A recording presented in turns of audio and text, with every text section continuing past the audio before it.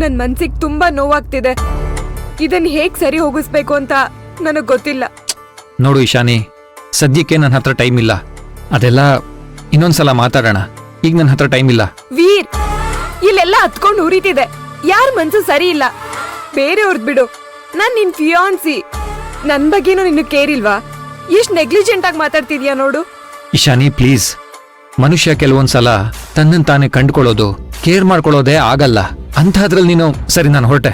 ವಿರಾಟ್, ನೀನೇನೋ ನಿನ್ ಮನಸ್ಸಿಗೆ ಬಂದಿದ್ದನ್ ಮಾತಾಡ್ಬಿಟ್ಟು ಹೊರಟೋಗ್ತೀಯ.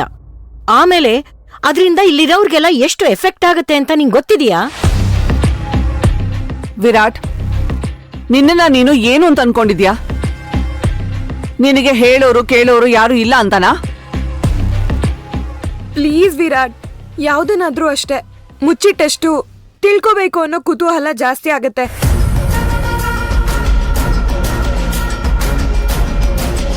ಅಂಡ್ ನಮ್ಮಿಬ್ರು ಮಧ್ಯೆ ಇಷ್ಟೆಲ್ಲ ಜಗಳ, ಮಿಸ್ಅಂಡರ್ಸ್ಟ್ಯಾಂಡಿಂಗ್ ಬೇಕಾ ಹೇಳು?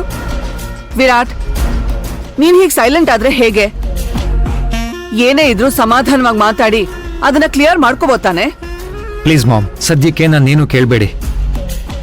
ವಿರಾಟ್, ನಿಂದ್ ಯಾಕೋ ಅತಿ ಆಯ್ತು. ವಸುಂಧರ ಮಗ ಆಗಿ ನೀನ್ ಈ ತರ ಮಾತಾಡ್ತಿರೋದ್ ನೋಡಿದ್ರೆ ನನಗೆ ಶಾಕ್ ಆಗ್ತಾ ಇದೆ.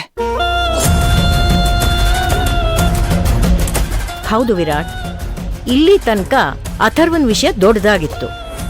ಬಂದಿದ್ದೆಲ್ಲ ಬರಲಿ, ಗೋವಿಂದನ ದಯೆ ಇರಲಿ ಅಂತ ಅಥರ್ವನ್ ವಿಷಯದಲ್ಲಿ ಆ ದೇವ್ರನ್ನ ನಂಬಿದ್ವಿ. ಎಲ್ಲ ಸರಿ ಹೋಯ್ತು ಅನ್ನುವಾಗ ನೀನ್ ಹೀಗ್ ಮಾಡ್ತಾ ಇದೀಯಲ್ಲ.